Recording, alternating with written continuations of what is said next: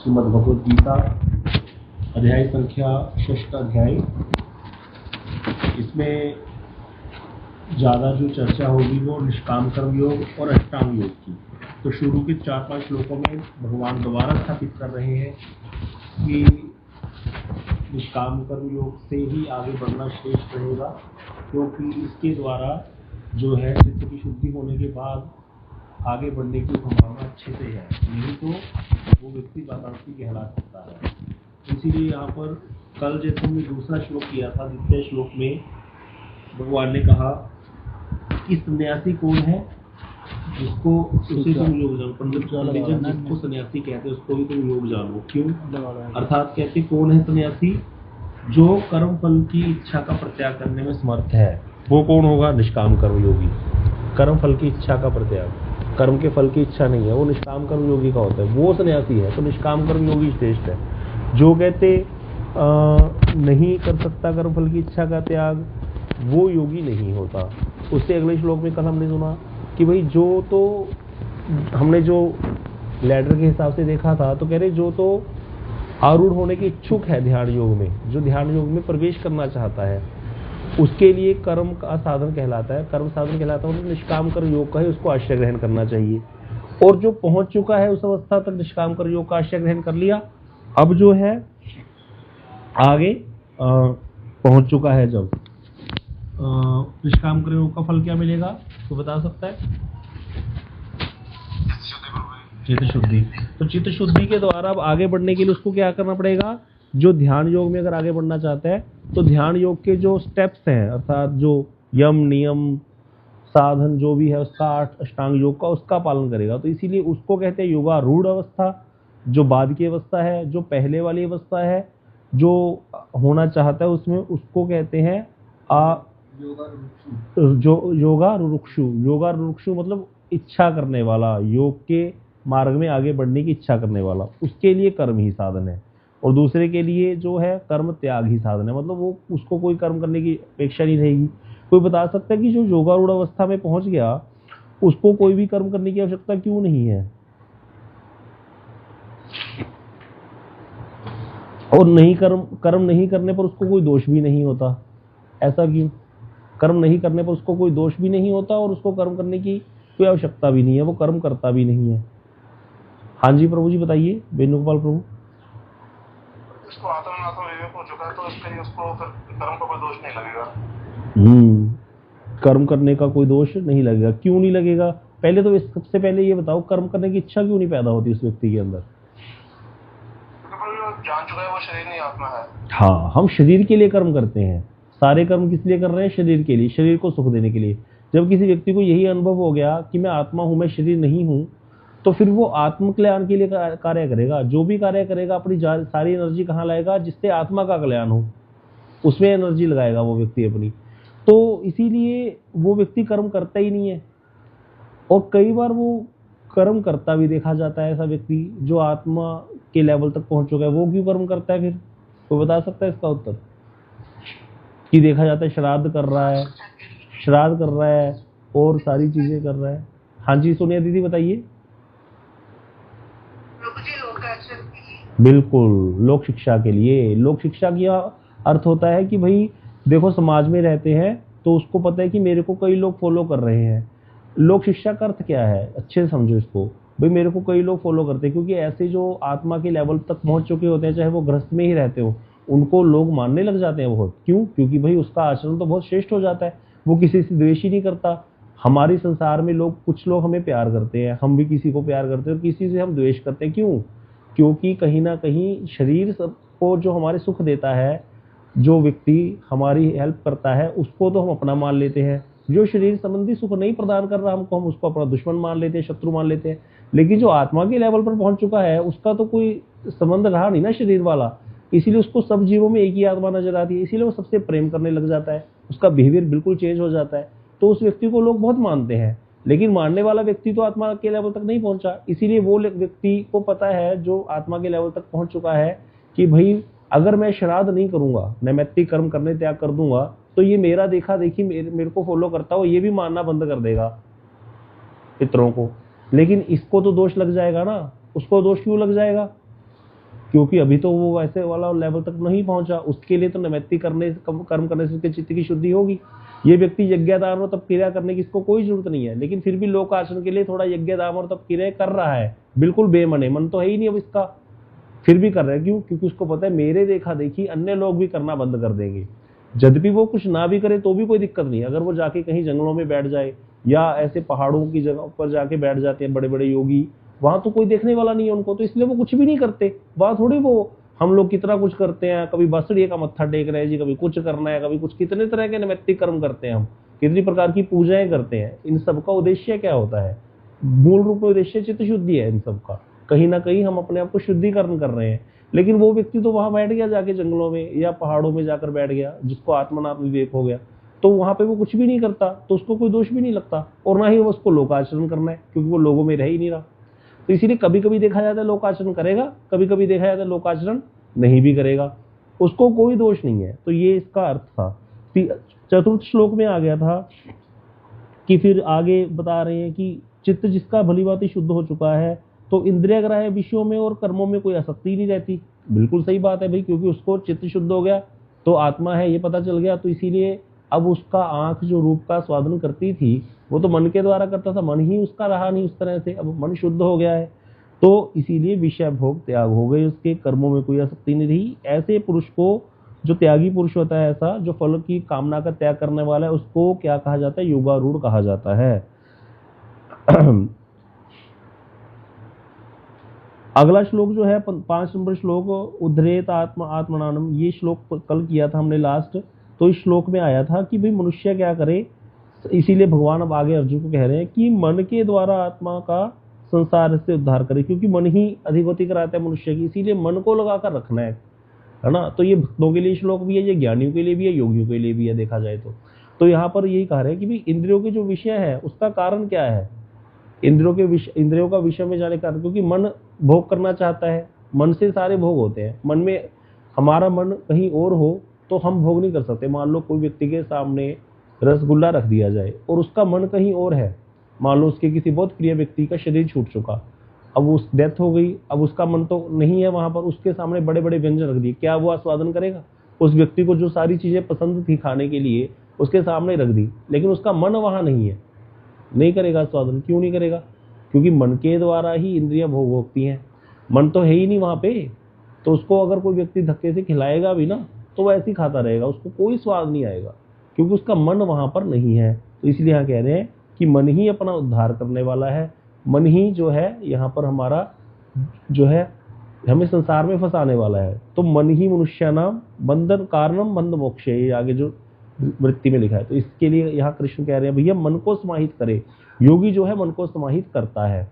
भक्त कैसे करता है मन को समाहित, को बता सकता है? भक्तों के लिए भी मन को लगाना जरूरी है, मन को समझाना। तो भक्त क्या करते हैं, भक्त क्या अभ्यास करेगा? अब आगे ना, क्योंकि इसके श्लोक जो आने वाले हैं उसमें मन का कैसे निग्रह करता है योगी, उसके बारे में बताया जाएगा। लेकिन भक्त कैसे करता है और योगी कैसे करता है, योगी का तो सीख लेंगे, भक्त लोग कैसे करते हैं मन का निग्रह, अच्छी प्रभु बताइए। जैसे अम्बरीश महाराज ने अपनी सारी इंद्रियां भक्ति के अंगों में लगा दी थी, वैसे ही भक्ति के अंगों में अपने मन को लगाना कैसे लगा सकते हैं बताइए, आपको कैसे लगा सकते हैं भक्ति के अंग में?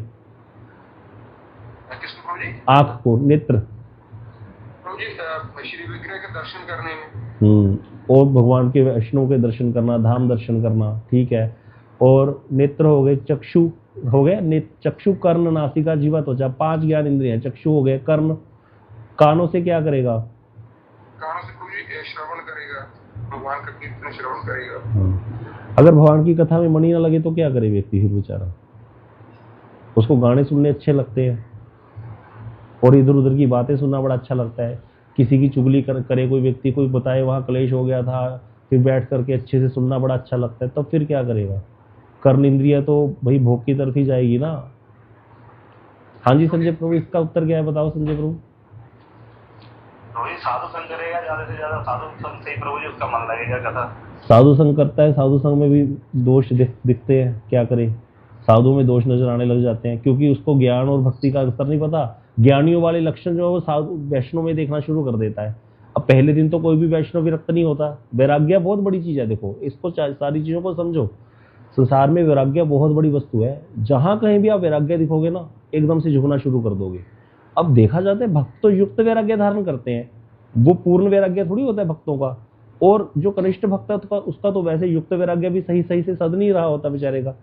तो इसीलिए उसको देख करके क्या होती है, उसका मन नहीं लग रहा होता, उसको लगता है ये तो ऐसे ही है, ये साधु सही नहीं है। वो वाले साधु सही है जो सड़कों पे चलते हैं, वो वाले साधु सही है जो खाते ही नहीं है कुछ, वो वाला साधु सही है जिनको जटा बड़ी बड़ी धारण कर रखी है। उसको साधु साधु लगता ही नहीं। जो वैष्णव एक्चुअल वैष्णव है, वैष्णव की डेफिनेशन क्या है पहले ये बताओ कोई व्यक्ति।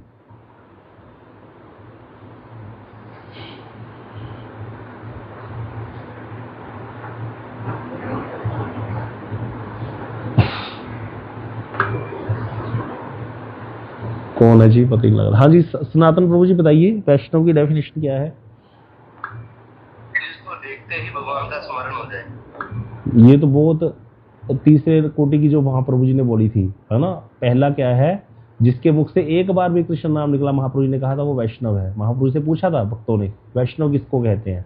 जिसके मुख से एक बार भी कृष्ण नाम निकलता है वो वैष्णव है।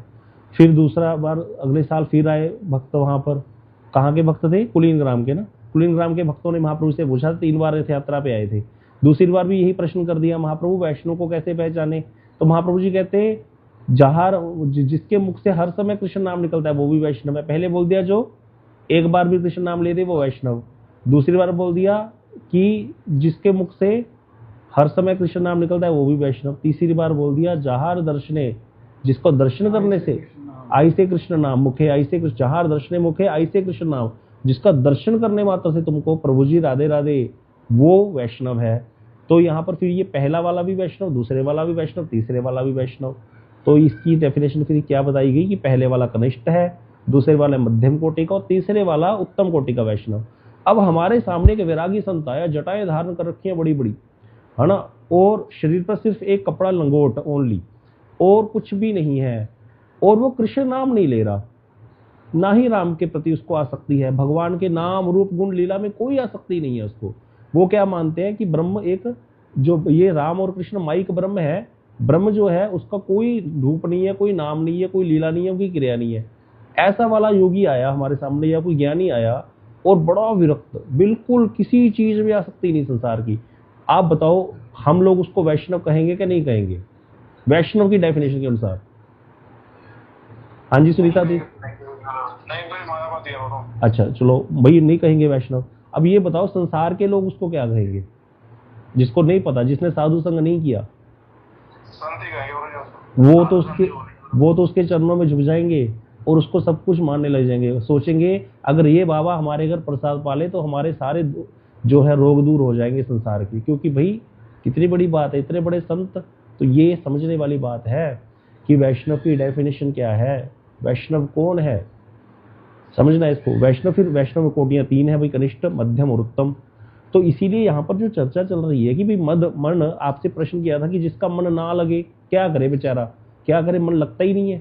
तो इसीलिए उसको ये सारी जो चीजें हैं जो बताया अभी, जैसे देवी दीदी ने ये बड़ा सुंदर एक लिख के भेजा ना, मंगला आरती करना, तुलसी दर्शन करना, वैष्णव के दर्शन करना, ठाकुर जी की परिक्रमा करना, ये सब क्रियाएं करो। और भक्ति में 64 अंग है, एक में मन ना लगे तो दूसरे में लगाओ, दूसरा नहीं कर सकते तीसरे में लग जाओ। ऐसे करते करते करते करते करते करते करते धीरे धीरे धीरे धीरे धीरे अपने आप मन लगने लग जाएगा।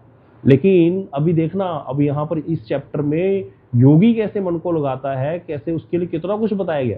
भक्त उसमें से एक भी क्रिया नहीं करते, एक भी क्रिया भक्त उसमें से नहीं करते।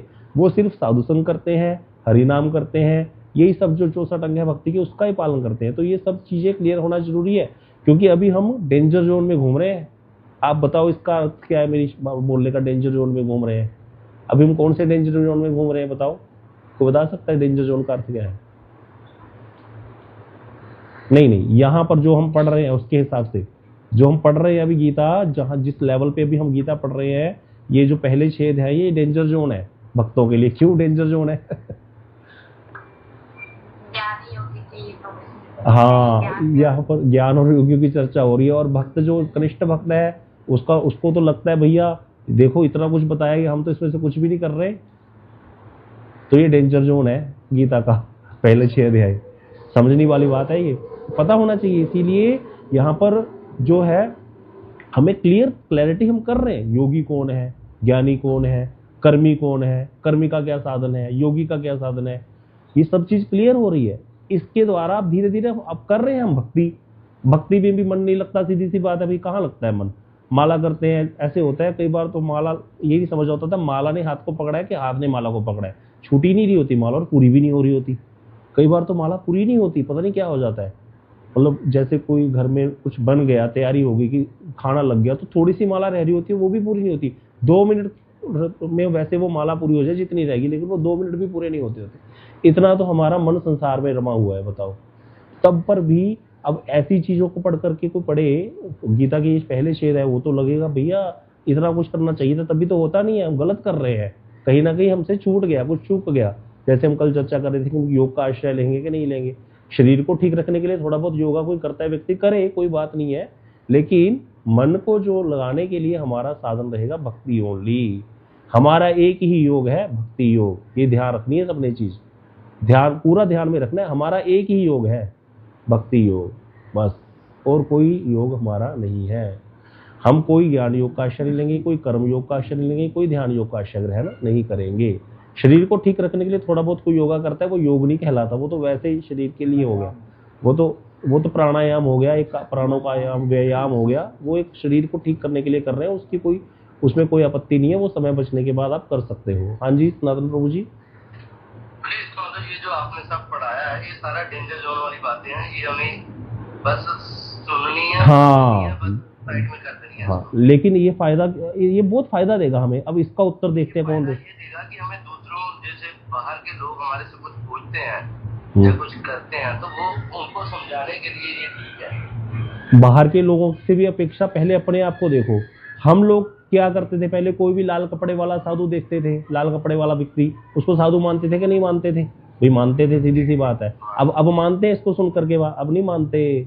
बीड़ी पी रहा है बैठ करके, साधु बीड़ी पीने वाला होता है वो लाल कपड़े वाला जो आता है ना। और कैसे भागते थे, शनिवार को वो आता था एक काला सा व्यक्ति तेल लेने, तो कैसे भागते थे कि ये कहीं नाराज होके ना चला जाए। अगर ये नाराज होके चला गया तो सारे देवी देवता मेरे पीछे पड़ जाएंगे, मान लो। ऐसे होता कि नहीं होता था? पहले तो घर वाले भी सिखा देते थे, 1 रुपया डालो तेल में फिर देखो। तो ये चीज समझने जरूरी है कि अब हमारे को ये जिसने बोला शुद्ध घी समझने के लिए अशुद्ध घी की पहचान भी होनी जरूरी है। नहीं तो ऐसा व्यक्ति, यहाँ पर तो सारे चक्कर में डालने वाले घूम रहे हैं लोग। पहले तो संसार में जन्म लिया, वो संसारी लोग चक्कर में डाल रहे हैं, सारे संसारी लोग चक्कर में डालते रहते हैं। एक माता जी थी मेरे मित्र की मैया, वो कह रही है ओ हो तुम्हारा तो बड़ा ही बुरा हो गया, तुम्हारी माता जी के तो फर्ज ही पूरे नहीं हुए। मैंने कहा कैसे? मतलब मैं समझ नहीं पा रहा क्या हो गया, टेंशन इतनी ले ली। बोली बताओ तुमने भी शादी नहीं करी, बड़े वाले का भी ऐसे ही चल रहा है, हो सारे ही काम खराब हो गए। तो उनको लग रहा है कि बच्चों की शादी कर दी, बस फर्ज पूरे हो गए। ऐसे वाले लोग घूम रहे हैं। अब फर्ज मूल जो कर्तव्य है वो क्या है? माता पिता का मूल कर्तव्य क्या है, कोई बता सकता है? पहले बच्चे को शिक्षा देना भक्ति की। अगर आपने भक्ति की शिक्षा नहीं दी माता पिता ने बच्चे को, तो आप सबसे बड़े दुश्मन सबसे पहले आप हो, क्योंकि माता सबसे पहला गुरु है, पिता सबसे पहला गुरु है। इसीलिए वहां पर श्री 5वें स्कंद में कथा आएगी, श्री ऋषभदेव भगवान अपने बच्चों को 100 के 100 पुत्र हुए, 100 के 100 पुत्रों को उन्होंने भक्ति में लगा दिया था। और उन्हें श्लोक बोला है, गुरु न सस्यात् स्वजनो न सस्यात् पिता न सस्यात् जननी न सास्यात्। वो गुरु नहीं है, वो स्वजन नहीं है, वो पिता नहीं है, वो माता नहीं है। दैवम न तस्यात्, वो देवता नहीं है। कितने देवी देवताओं की पूजा करते आ रहे हैं हमारे पंजाब में। हमने पत्नी आज भाई पिन्न है जी, आज ओगदवाष्टी है जी, ये सारे देवी देवता जिनकी हम पूजा कर रहे हैं। आज बासड़ी है जी, ये करना है जी, वो करना। अगर इन्होंने हमें भगवान की भक्ति की शिक्षा नहीं प्रदान करी तो फिर फायदा क्या? देवम न तस्यात्, इसीलिए बोले देवता नहीं है जी। न पतिश्च सस्यात्, वो पति नहीं है। न मोच्यते समुपैत मृत्युम, मृत्यु की तरफ दौड़ रहे हैं जब से जन्म हुआ है, मृत्यु की तरफ दौड़ रहा है। उस व्यक्ति को कोई भक्ति का उपदेश दे करके अमृतत्व की प्राप्ति न करवा दे तो गुरु नहीं है, स्वजन नहीं है, पिता नहीं है, माता नहीं है। तो इसीलिए अब समझ में आ गया, कोई एक बार भी कृष्ण नाम लेता है वो वैष्णव कहलाएगा कि नहीं कहलाएगा? क्योंकि भक्ति पथ पर आगे बढ़ गया। एक कृष्ण नाम की क्या महिमा है, सुनो अब। एक कृष्ण नाम की क्या महिमा है। एक जगह लिखा है श्री चैतन्य चरितामृत में कि कोटि अश्वमेध यज्ञ एक कृष्ण नाम सम, जय कहे सही पाषंडी दंडे तार जम। 1 करोड़ अश्वमेध यज्ञ करे कोई व्यक्ति और उसका फल और एक कृष्ण नाम का फल कोई कहते बराबर है, बोले ये पाखंडी है, यमराज इसको दंड देंगे कि तुमने एक कृष्ण नाम की महिमा को, एक कृष्ण नाम का जो फल है उसको करोड़ अश्वमेध यज्ञ के बराबर ही कर दिया बस। अरे करोड़ अश्वमेध यज्ञ करके क्या मिल जाएगा, ज्यादा से ज्यादा इंद्र बन जाओगे।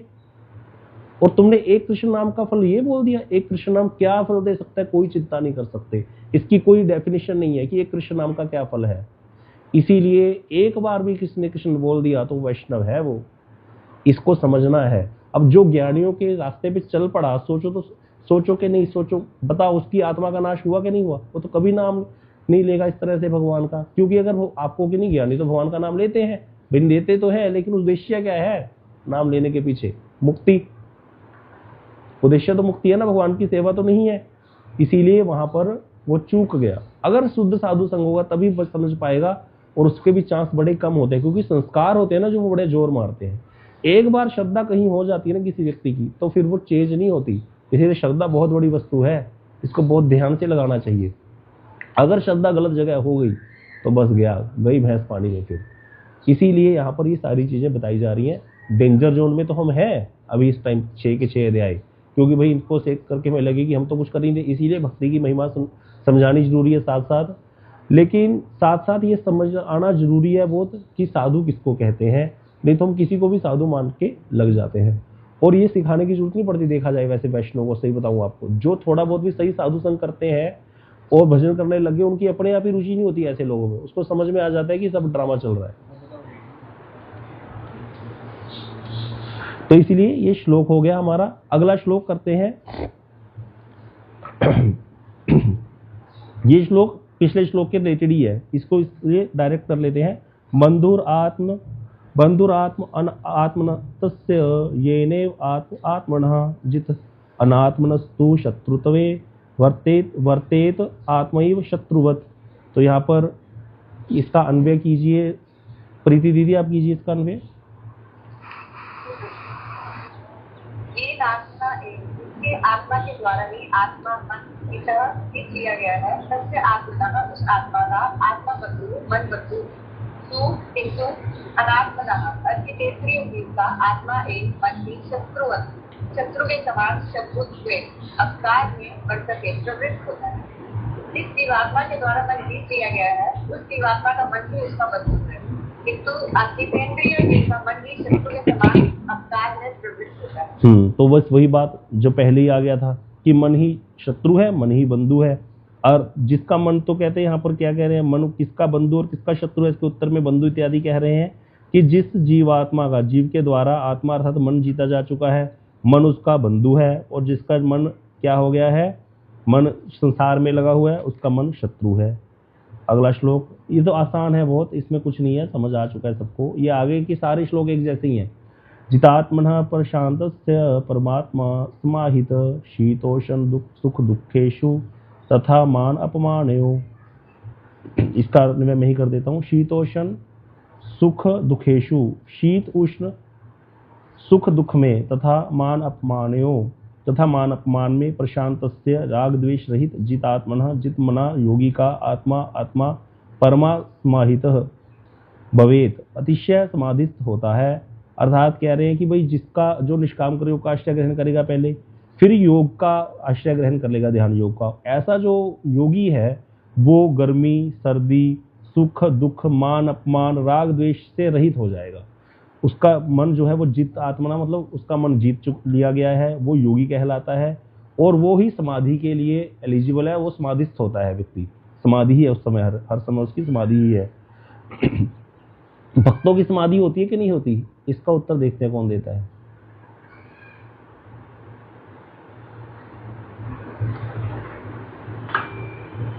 हाँ जी सनातन प्रभु, होती है। कैसी समाधि? तो लगाई देखी नहीं कभी भक्तों की, दिखी ही नहीं लगाई हुई।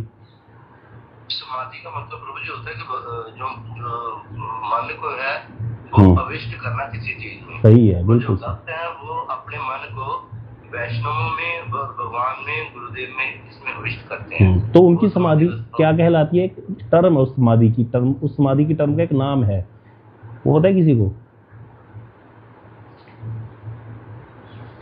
उस समाधि की नहीं नहीं नहीं, नित्य लीला में क्यों? वो क्या जीते जी नहीं समाधि होती भक्तों की? बताओ, नित्य लीला में प्रवेश करा रहे हो आप हमको। नित्य लीला का दर्शन करना मतलब जैसे वो सनातन उसमें प्रभुपद देते हैं।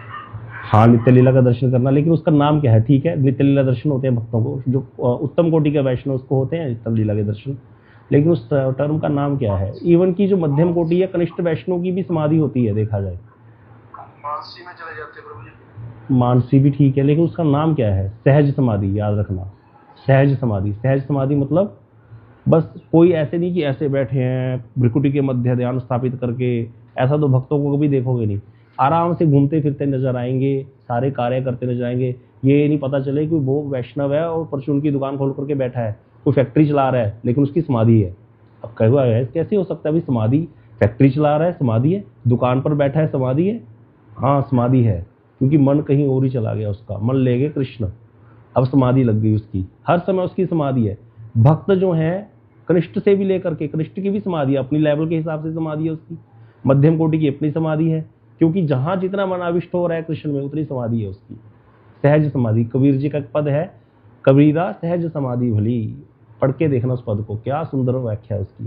सहज समाधि, सहज समाधि भक्तों की होती है, योगियों की नहीं होती। योगी तो पूरा आसन लगाएंगे, कुश का आसन होता है, उस पर बैठेंगे, मन को निग्रह करेंगे और बड़ा इंद्रियों को कस करके चलते हैं। भक्ता को कोई ऐसा नहीं होता, भक्त तो भगवान को भोग लगा करके कंठ तक भर लेते हैं जब खाते हैं, फिर जब नृत्य करने लगते हैं तो तब पता ही नहीं चलता कितनी देर नृत्य चलता रहे। ये सहज समाधि है, तो भक्तों की सहज समाधि होती है। तो यहाँ पर आगे समाधियों की बहुत अवस्था बताई जाएंगी, वो इसीलिए पहले भक्तों की समाधि बता दी, नहीं फिर इस समाधि के चक्कर में पड़ जाओ, ये सारा फिर डेंजर जोन है ना, इसलिए बताना जरूरी होता है। अब 3 श्लोकों के द्वारा योगारूढ़ पुरुष के लक्षणों को बता रहे हैं। ये 3 श्लोक एक ही जैसे आगे। जितात्मा जो है अर्थात जिन्होंने अपने मन को जीत लिया है वो प्रशांत है, अर्थात शांत हो चुका, राग द्वेष से रहित है, सम्यक रूप से समाधिस्थ आत्मा होते हैं। वे शीत उष्ण मतलब गर्मी सर्दी मान अपमान आने पर अवचलित रहते हैं। अगर उसका कोई सम्मान करे तो उसको पता है कि मेरे शरीर का सम्मान हो रहा है, मैं तो आत्मा हूँ, इसीलिए वो इस पर खुश नहीं होते, और अपमान करे तो भी वो इससे विचलित नहीं होते। मूल श्लोक में उद्धत परमात्मा पद के द्वारा परमेश्वर परमात्मा को लक्ष्य नहीं किया गया है, बल्कि आत्मा अर्थात जीवात्मा को ही लक्ष्य किया गया है। यहाँ पर जो लिखा गया है ना, जितात्मना प्रशांत से परमात्मा सह समाहित, तो परमात्मा शब्द का अर्थ यहाँ पर जीवात्मा है। यहाँ पर गुरुदेव क्लियर कर रहे हैं। इस परम का अन्वय समाहित पद से है, अर्थात उपरोक्त लक्षणों से युक्त आत्मा अतिशय रूपेण समाधिस्थ होता है, मतलब पूर्ण रूप से वो समाधिस्थ होता है। ऐसा लक्षण जिसके अंदर होते हैं, जिसको शीत उष्ण गर्मी सर्दी इन सब से कोई फर्क नहीं पड़ता, मान अपमान सुख दुख। तो विष्णु चक्रवर्तीपाद जी और श्री विलदेव विद्याभूषण पाद जी ने भी यह कहा है कि यह परम शब्द अतिशयार्थ बोधक है। परम का अर्थ क्या होता है कि मतलब परम समाधि लग गई वहां पर, परम का अर्थ यहाँ पर यह है। परम शब्द एक ऐसा शब्द है, ये गीता में बहुत बार यूज हुआ है, परम शब्द का उल्टा शब्द नहीं है। तो इसीलिए गीता जब भगवान बोलने लगे अर्जुन को, कहते तुम बार बार कहते तुम मेरे परम वचनों को सुनो। परम वचन अर्थात एक तो होते हैं जैसे कोई व्यक्ति कहे कि मेरी सुखकर बात सुनो, मैं तुम्हारे सुख के लिए कुछ कहना चाहता हूँ, इसका मतलब दुख भी है अभी, है ना। अगर मैं तुमको कहूँ मैं तुम्हारे लाभ की कोई बात सुनाना चाहता हूँ, इसका मतलब हानि भी है अभी बीच में, कहीं ना कहीं हानि भी हो सकती है। लेकिन परम शब्द का उल्टा शब्द नहीं है, कोई शब्द नहीं है परम शब्द का उल्टा। तो इसलिए परम शब्द जो कि हर समय सत्य है, नित्य, कभी भी, जो कभी जिनको कोई काट नहीं सकता। और एक ना कल सुनीता दीदी ने जो प्रश्न किया था उसको अच्छे से हम डिस्कस करेंगे, आज शाम को रख लेते हैं टाइम, बहुत इंपॉर्टेंट है उसको समझना। वो अच्छा प्रश्न था कि भाई मायावादी भी तो नाम लेते ही हैं, और इन्होंने कहा था मायावादी नाम कैसे ले सकता है जबकि उनकी तो आसक्ति ही नहीं है भगवान में, तो फिर वो मायावादी क्यों नाम लेते हैं भगवान का, या कैसे ले लेते हैं, इसकी हम चर्चा करेंगे आज शाम को। आपको मैसेज डाल देंगे, जिसको भी ज्वाइन करना है ज्वाइन कर लेना। सुनीता दीदी आप विशेष रूप से, ताकि आपकी क्लैरिटी हो जाए। जिसको भी ये मायावादी ब्रह्मवादियों का कॉन्सेप्ट, और ये गीता में भगवान मायावादियों की बात नहीं कर रहे, ये जितने 6 चैप्टर हैं यहाँ पर भगवान ब्रह्मवादियों की बात कर रहे हैं, मायावादियों की एक बार भी बात नहीं की भगवान ने। इनको ब्रह्म की प्राप्ति होती है, तो फिर हम लोग मायावाद की चर्चा क्यों करते रहते हैं, जब भगवान तो ब्रह्मवाद की चर्चा कर रहे हैं भाई। तो इसको हम क्लियर करेंगे शाम को, आज स्पेशल सेशन रखते थे। गौर प्रेमानंदे हरि हरि बोल। अभी